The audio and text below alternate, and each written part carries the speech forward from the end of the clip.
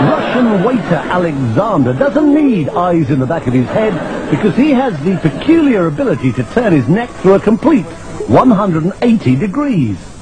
Normally the muscles and the vertebrae in the neck prevent that happening, but because of a peculiarity in his spine, Alexander has confounded orthopedic specialists for years.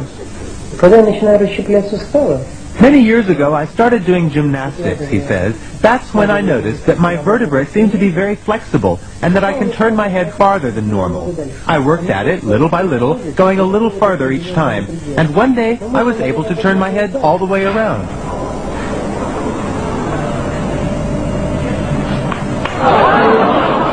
Despite the somewhat unsettling crunching of bones, Alexander claims to feel no pain, which is more than could be said for the people sitting behind him on a bus.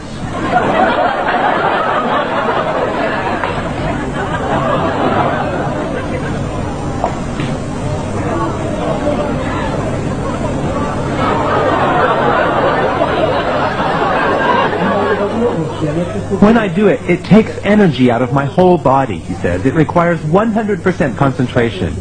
This may sound silly, I know, but in that moment, I don't feel like myself. It's as if I were another person whose body is filled with some kind of energy.